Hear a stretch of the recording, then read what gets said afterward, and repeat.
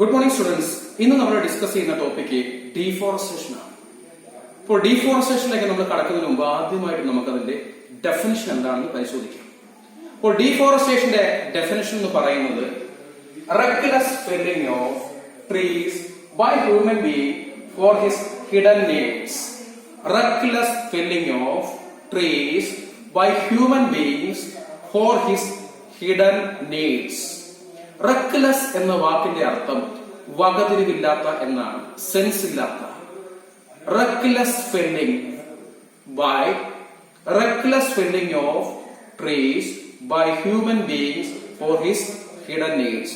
മനുഷ്യൻ തന്റെ ഹിഡൻ നീഡ്സിന് വേണ്ടി യാതൊരു വകതിരിവുമില്ലാതെ മരങ്ങൾ മുറിക്കുന്നതിനെ വിളിക്കുന്ന പേരാണ് ഡീഫോറസ്റ്റേഷൻ. മനുഷ്യൻ തന്റെ സ്വകാര്യ ആവശ്യങ്ങൾക്ക് വേണ്ടി യാതൊരു വകതിരിവുമില്ലാതെ ട്രീസിനെ കട്ട് ചെയ്യുന്നതിനെ വിളിക്കുന്ന പേരാണ് ഡീഫോറസ്റ്റേഷൻ. ഓക്കെ, ഇതാണ് deforestation definition. Reckless felling of trees by human beings. മനുഷ്യൻ യാതൊരു വകതിരിവുമില്ലാതെ മരങ്ങൾ മുറിക്കുന്നതിനെ വിളിക്കുന്ന പേരാണ് ഡീഫോറസ്റ്റേഷൻ. ഇനി എങ്ങനെയാണ് ഈ ഡീഫോറസ്റ്റേഷൻ പെർഫോം ചെയ്യുന്നതെന്ന് നോക്കാം.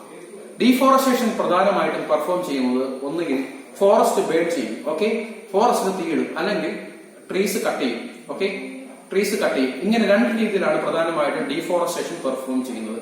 കാട് കത്തിച്ചോ അല്ലെങ്കിൽ മരങ്ങൾ വെട്ടിയുമാണ് ഡീഫോറസ്റ്റേഷൻ പെർഫോം ചെയ്യുന്നത്. ഇനി എന്തിനാണ് മനുഷ്യൻ ഈ ഡീഫോറസ്റ്റേഷൻ ചെയ്യുന്നത്? ഇത്രയധികം പ്രശ്നങ്ങൾ ഉണ്ടായിട്ടും എന്തിനു വേണ്ടിയാണ് നമ്മൾ ഈ ഡീഫോറസ്റ്റേഷൻ ചെയ്യുന്നത്? ഡീഫോറസ്റ്റേഷൻ ചെയ്യുന്നത് പ്രധാനമായിട്ടും മൈനിങ്ങിന് വേണ്ടിയാണ്. ഒന്ന് മൈനിങ്ങിന് വേണ്ടിയാണ്. നമുക്കറിയാം, ഇന്ത്യയിൽ ഏറ്റവും കൂടുതൽ മൈനുകളുള്ള ഒരു സ്റ്റേറ്റ് ആണ് ഒറീസ, വേറെ സ്റ്റേറ്റ് ആണ് മേഘാലയ. ഇവിടെ എല്ലാം മൈന് സ്ഥാപിക്കുന്നത് ഫോറസ്റ്റ് ഏരിയയിലായിരിക്കും, ഓക്കെ. അല്ല, ഒരിക്കലും ടൗണിന്റെ സെന്ററിൽ കൊണ്ടുവന്ന് മൈനിങ് നടത്തുന്നില്ല. പ്രധാനമായിട്ടും മൈനുകൾ സ്ഥാപിക്കുന്നത് അല്ലെങ്കിൽ കൺസ്ട്രക്ട് ചെയ്യുന്നത് ഫോറസ്റ്റ് ഏരിയയിലായിരിക്കും. അതുപോലെ ഗവൺമെന്റിന്റെ സെറ്റിൽമെന്റ് പ്രോഗ്രാം പലപ്പോഴും ആദിവാസികളെ, അതായത് ട്രൈബൽ പീപ്പിൾസിനെ എല്ലാം സെറ്റിൽ ചെയ്യുന്നത് ഈ ഫോറസ്റ്റ് ഏരിയയിലായിരിക്കും. അപ്പോൾ ഈ ഫോറസ്റ്റ് ഏരിയയിൽ ഈ ആൾക്കാരെ സെറ്റിൽ ചെയ്യുമ്പോഴത്തേക്ക് തീർച്ചയായിട്ടും ഡീഫോറസ്റ്റേഷന്റെ ആവശ്യം വരും. അതായത് കുറച്ച് കാട് വെട്ടി മാറ്റി മാത്രമേ ഈ ട്രൈബൽ പീപ്പിളിനെ അവരെ സെറ്റിൽ ചെയ്യാൻ കഴിയുള്ളൂ. പിന്നെ ഒന്ന് ഡാം കൺസ്ട്രക്ഷൻ ആണ്. പ്രധാനമായിട്ടും ഡീഫോറസ്റ്റേഷൻ ആവശ്യമായിട്ട് വരുന്നത് ഡാം കൺസ്ട്രക്ട് ചെയ്യാനാണ്. നമുക്കറിയാം, കേരളത്തിലെ പല ഡാം കൺസ്ട്രക്ട് ചെയ്തിരിക്കുന്നത് ഫോറസ്റ്റ് ഏരിയയിലാണ്. അപ്പോൾ ഡാം കൺസ്ട്രക്ട് ചെയ്യുമ്പോഴത്തേക്ക് ഡീഫോറസ്റ്റേഷൻ ആവശ്യമായിട്ട് വരും. പിന്നൊന്ന്, അഗ്രികൾച്ചർ ബിസിനസ് നടത്തുന്ന പല കമ്പനീസും ഈ ഡാം ഏരിയയിലായിരിക്കും ഈ ബിസിനസ് സ്റ്റാർട്ട് ചെയ്യുന്നത്, അഗ്രികൾച്ചർ നടത്തുന്നത്.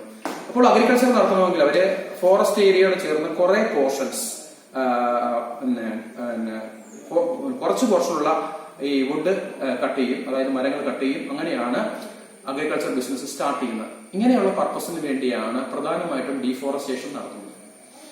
ഇനി നമുക്ക് ഈ ഡീഫോറസ്റ്റേഷന്റെ കോസസ് എന്തൊക്കെയാണെന്ന് നോക്കാം. ഡീഫോറസ്റ്റേഷന്റെ ഒന്നാമത്തെ കോസ് ഷിഫ്റ്റിംഗ് കൾട്ടിവേഷൻ ആണ്, ഓക്കെ.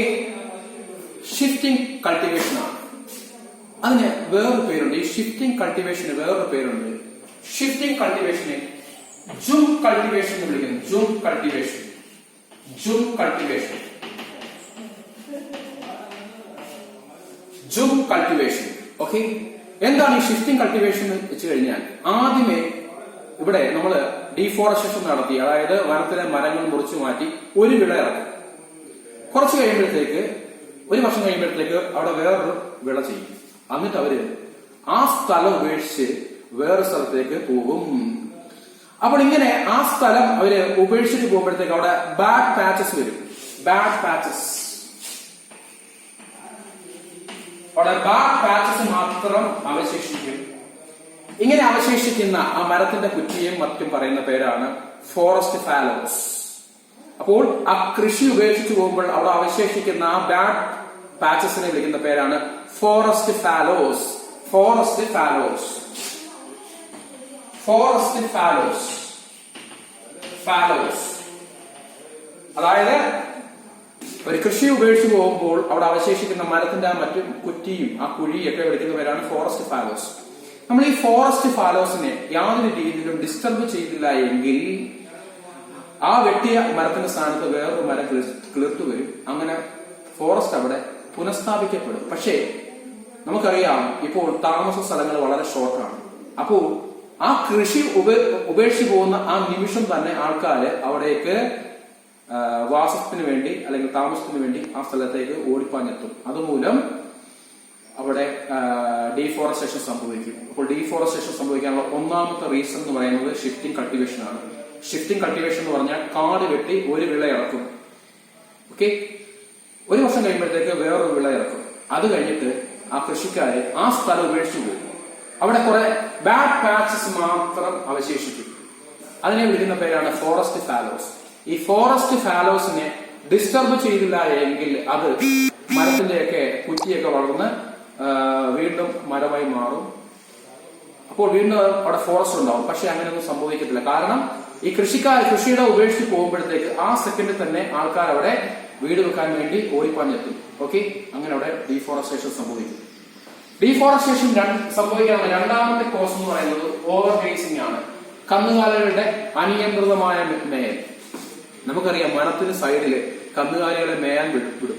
ഈ മേയാൻ വിടുന്ന കന്നുകാലികള് ഓരോ ചെടിയുടെയും ഇല തിന്ന് ചെറിയ ചെറിയ കുറ്റിച്ചെടികളെ ആദ്യം നശിപ്പിക്കും.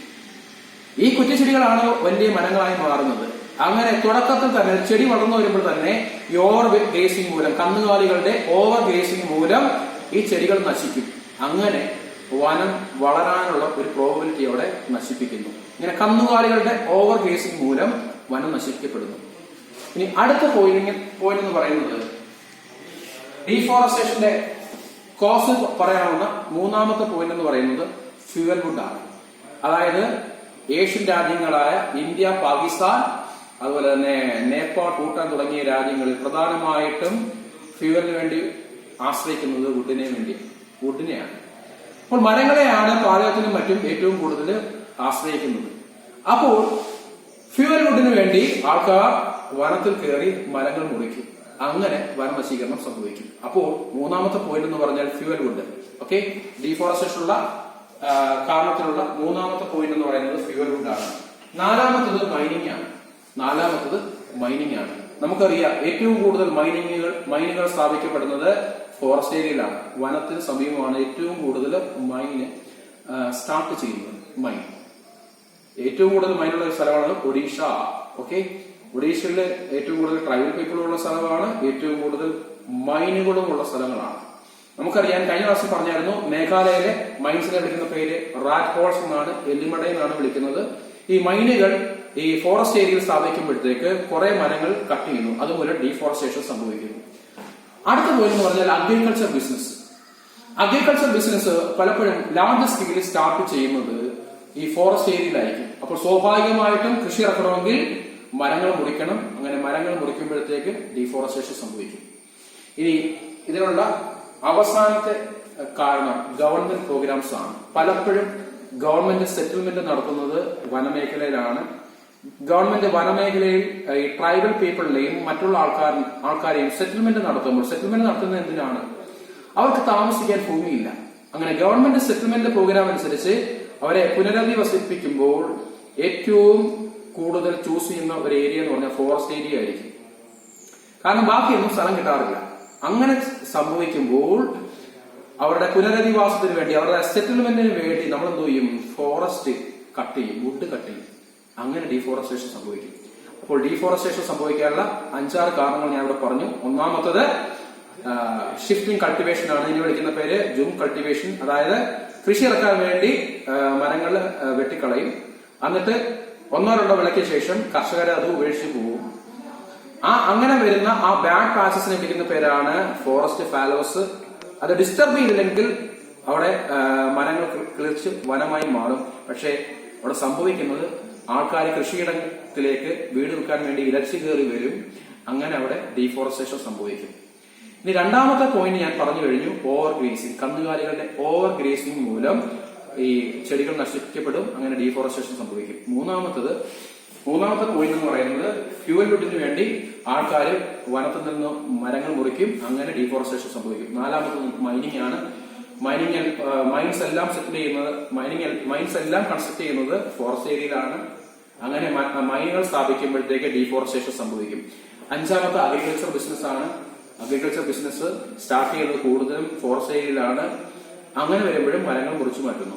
ആറാമത്തത് ഗവൺമെന്റിന്റെ സെറ്റിൽമെന്റ് പ്രോഗ്രാമാണ്. ഗവൺമെന്റ് ആൾക്കാരെ പുനരധിവസിപ്പിക്കാൻ ശ്രമിക്കുന്നത് ഈ ഫോറസ്റ്റ് ഏരിയയിലായിരിക്കും. അങ്ങനെ ചെയ്യുമ്പോഴത്തേക്ക് ഡീഫോറസ്റ്റേഷൻ ആവശ്യമായിട്ട് വരും. അപ്പോൾ നമ്മൾ അതിന്റെ കാരണങ്ങൾ പഠിച്ചു കഴിഞ്ഞു. ഇനി നമ്മൾ അതിന്റെ ഇഫക്റ്റിലേക്ക് കടക്കാം. ഓക്കെ, ഒരു 10-12 പോയിന്റ് ഉണ്ട് ഈ ഡീഫോറസ്റ്റേഷന്റെ ഇഫക്ട് എന്ന് പറഞ്ഞാൽ. ഒന്നാമത്തെ നിങ്ങൾക്ക് അറിയാവുന്ന ഒരു പോയിന്റ് ആണ് സോയിൽ ഇറോഷൻ, മണ്ണൊലിപ്പ്. അപ്പോൾ മരങ്ങൾ മുറിച്ചു കഴിഞ്ഞാൽ, അതായത് ഡീഫോറസ്റ്റേഷൻ സംഭവിച്ചു കഴിഞ്ഞാൽ സോയിൽ ഇറോഷൻ വരും. കാരണം മണ്ണിനെ പ്രൊട്ടക്ട് ചെയ്യുന്നത്, ഞാൻ കഴിഞ്ഞ ക്ലാസ്സിൽ പറഞ്ഞു, മണ്ണിനെ പ്രൊട്ടക്ട് ചെയ്യുന്നത് മരങ്ങളുടെ റൂട്ടാണ്, വേരാണ്. അപ്പോൾ മരങ്ങളില്ലെങ്കിൽ റൂട്ടില്ല, അങ്ങനെ സോയിൽ ഇറോഷൻ സംഭവിക്കും. രണ്ടാമത്തത് ഡെസർട്ടിഫിക്കേഷൻ. ഞാൻ കഴിഞ്ഞ ഒരു ക്ലാസ്സിൽ പറഞ്ഞു തന്നിട്ടുണ്ട്, ഡീഫോറസ്റ്റേഷൻ ലീഡ്സ് ടു ഡെസർട്ടിഫിക്കേഷൻ. നമുക്കറിയാം സഹാറ മരുഭൂമി ഡീഫോറസ്റ്റേഷൻ ലീഡ്സ് ടു ഡെസർട്ടിഫിക്കേഷൻ ഒരു ഉത്തമ ഉദാഹരണമാണ്. അതായത് വനനശീകരണം എങ്ങനെ മരുഭൂമി വൽക്കരണത്തിലേക്ക് മാറാം, അതിന് ഉത്തമ ഉദാഹരണമാണ് ആഫ്രിക്കൻ കോണ്ടിനെന്റിലുള്ള സഹാറ മരുഭൂമി.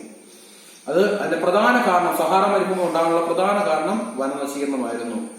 Desertification from deforestation. Deforestation leads to desertification. അങ്ങനെയാണ് ആ സഹാറ ഉണ്ടായത്. മൂന്നാമത്തെ ഇഫക്ട് എന്ന് പറഞ്ഞു കഴിഞ്ഞാൽ ട്രൈബൽ പീപ്പിളുടെ മൈഗ്രേഷൻ. അതായത് ഈ ആദിവാസികൾ പ്രധാനമായിട്ടും അവരുടെ ഇക്കണോമിക്കൽ നീഡ്സിന് വേണ്ടി ആശ്രയിക്കുന്നത് വനത്തെയാണ്. വനത്തിൽ നിന്നുള്ള തേനുകള്, ചൂരല്, മുള തുടങ്ങിയവ ശേഖരിച്ചാണ് അവർ പൈസ സമ്പാദിക്കുന്നത്.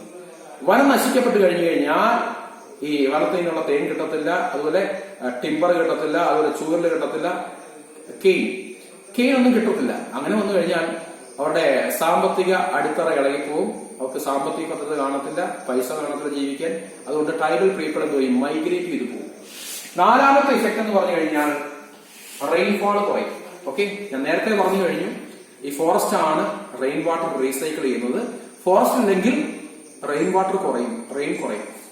ഓക്കെ, ഇനി നമുക്കറിയാം ഫോറസ്റ്റ് നശിപ്പിക്കപ്പെട്ട് കഴിഞ്ഞു കഴിഞ്ഞാൽ ഫ്ലഡിനുള്ള ചാൻസ് വളരെ കൂടുതലാണ്. ഫ്ലഡ് ഉണ്ടാവുമ്പോഴത്തേക്ക് അതിനെ തടഞ്ഞു നിർത്താൻ ഫോറസ്റ്റ് കാണത്തില്ല.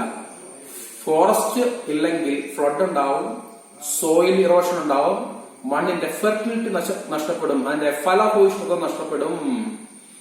അപ്പോൾ ഡീഫോറസ്റ്റേഷൻ മൂലം ഫ്ലഡ് ഉണ്ടാകുന്ന ചാൻസ് ഉണ്ട്. ഫ്ലഡ് ഉണ്ടായി കഴിഞ്ഞു കഴിഞ്ഞാൽ സോയിൽ ഇറോഷൻ വരും. അപ്പോൾ സോയിലിന്റെ ഫെർട്ടിലിറ്റി, ഫലഭൂയിഷ്ഠമായ മേൽമണ്ണ് നഷ്ടപ്പെടും, അങ്ങനെ തന്നെ ഫെർട്ടിലിറ്റി നഷ്ടപ്പെടും. അടുത്ത ഇഫക്ട് എന്ന് പറഞ്ഞാൽ ക്ലൈമറ്റ് ചേഞ്ച് ചെയ്യും. അപ്പോൾ ഫോറസ്റ്റ് ഡീഫോറസ്റ്റേഷൻ സംഭവിച്ചു കഴിഞ്ഞാൽ അറ്റ്മോസ്ഫിയറിക് ടെമ്പറേച്ചർ റൈസ് ചെയ്യും, ചൂട് കൂടും. ഓക്കെ, കാരണം നമുക്കറിയാം ഗ്രീൻ ഹൗസ് ഗ്യാസസ് ആയ കാർബൺ ഡയോക്സൈഡിനെ മറ്റും അബ്സോർബ് ചെയ്യുന്നത് ഈ ഫോറസ്റ്റ് ആണ്. ഫോറസ്റ്റ് ഇല്ലെങ്കിൽ അതിനെ ആരും അബ്സോർബ് ചെയ്യത്തില്ല.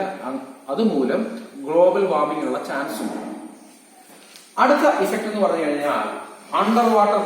ഓക്കെ, വാട്ടർ ടേബിൾ കുറയും, അതായത് ഭൂഗർഭ ജലത്തിന്റെ അളവ് കുറയും. ഫോറസ്റ്റ് ഇല്ല എങ്കിൽ, ഡീഫോറസ്റ്റേഷൻ സംഭവിച്ചാൽ ഭൂഗർഭ ജലത്തിന്റെ അളവ് കുറയും.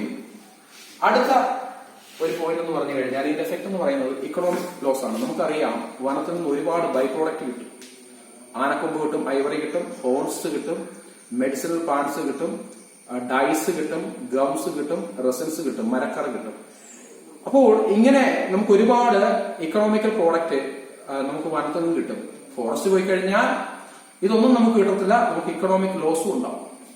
അടുത്തത് ലോസ് ഓഫ് ബയോഡൈവേഴ്സിറ്റി, ജൈവ വൈവിധ്യങ്ങൾ. ലക്ഷക്കണക്കിന് ആനിമൽസിന്റെയും പ്ലാന്റ്സിന്റെയും ഹാബിറ്റാറ്റ് ആണ് ഫോറസ്റ്റ്. ഡീഫോറസ്റ്റേഷൻ സംഭവിച്ചു കഴിഞ്ഞാൽ അതെല്ലാം നഷ്ടപ്പെടും. അങ്ങനെ ബയോഡൈവേഴ്സിറ്റി, ജൈവ വൈവിധ്യം നഷ്ടപ്പെടും. അടുത്ത ഒരു ഇഫക്ട് എന്ന് പറഞ്ഞാൽ നമുക്കറിയാം ഒരുപാട് മെഡിസിനൽ പ്ലാന്റ് വനത്തിലുണ്ട്. ഡീഫോറസ്റ്റേഷൻ സംഭവിച്ചു കഴിഞ്ഞാൽ ആ മെഡിസിനൽ പ്ലാന്റ് എല്ലാം നഷ്ടപ്പെടും. പിന്നെ അടുത്ത പോയിന്റ് എന്ന് പറഞ്ഞാൽ ഡീഫോറസ്റ്റേഷൻ സംഭവിച്ചു കഴിഞ്ഞാൽ അത് മനുഷ്യ ജീവന് തന്നെ ഡേഞ്ചറാണ്, ഡേഞ്ചർ ടു ഹ്യൂമൻ ലൈഫാണ്. കാരണം ഫ്ലഡ് വന്നു കഴിഞ്ഞാൽ ഈ ഫ്ലഡിനെ തടഞ്ഞു നിർത്താൻ മരങ്ങൾ കാണത്തില്ല. അപ്പോൾ ഹ്യൂമൻ ലൈഫിന് തന്നെ ഡേഞ്ചറാണ്. അടുത്ത ഒരു ഇഫക്ട് എന്ന് പറഞ്ഞാൽ എൻവയോൺമെന്റൽ ചേഞ്ച് ഉണ്ടാവും. ടെമ്പറേച്ചർ വ്യത്യാസപ്പെടും, ക്ലൈമറ്റ് വ്യത്യാസപ്പെടും. അപ്പോൾ ഇങ്ങനെ എൻവയോൺമെന്റൽ ചേഞ്ച് ഉണ്ടാവും. അപ്പോൾ അവസാന പോയിന്റ് എന്ന് പറഞ്ഞു കഴിഞ്ഞാൽ ഈ ട്രൈബൽ പീപ്പിളുടെ വനം നശീകരിക്കപ്പെട്ട് കഴിഞ്ഞാൽ അവരുടെ ഹാബിറ്റാറ്റ് പോവും, അതുപോലെ തന്നെ അവരുടെ എക്കണോമിക്കൽ സോഴ്സ് പോവും, അവരുടെ സാമ്പത്തിക ഉറവിടം പോവും. ഈ ആദിവാസികളുടെയൊക്കെ ഹാബിറ്റാറ്റ് നഷ്ടപ്പെടും, അവരുടെ എക്കണോമിക്കൽ സോഴ്സും പോകും.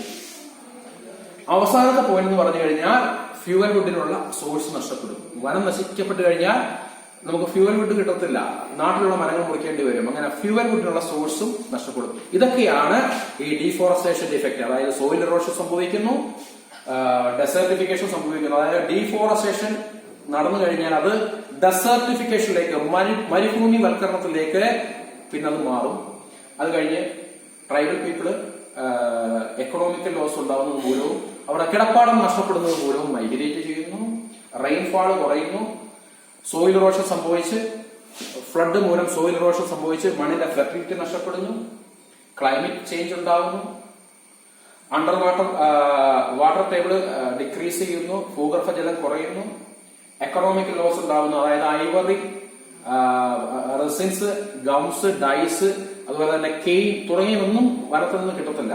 അങ്ങനെ എക്കണോമിക് ലോസ് ഉണ്ടാകുന്നു, ലോസ് ഓഫ് ബയോഡൈവേഴ്സിറ്റി സംഭവിക്കുന്നു. ലക്ഷക്കണക്കിന് പക്ഷികളും മരങ്ങളും നഷ്ടപ്പെടുന്ന മൂലം ബയോഡൈവേഴ്സിറ്റി നഷ്ടപ്പെടുന്നു, മെഡിസിനൽ പ്ലാന്റ് നഷ്ടപ്പെടുന്നു, ക്ലൈമറ്റ് ചേഞ്ച് ഉണ്ടാവുന്നു, ട്രൈബൽ പീപ്പിൾ ഒരുപാട് പ്രോബ്ലംസ് സംഭവിക്കുന്നു, അവരുടെ എക്കണോമിക് സോഴ്സ് പോകുന്നു, അവരുടെ ഹാബിറ്റാറ്റ് പോകുന്നു. അവസാനത്തെ പോയിന്റ് എന്ന് പറഞ്ഞു കഴിഞ്ഞാൽ നമുക്ക് ഫ്യൂവൽ വുഡ് നഷ്ടപ്പെടുന്നു. ഇത്രയുമാണ് ഈ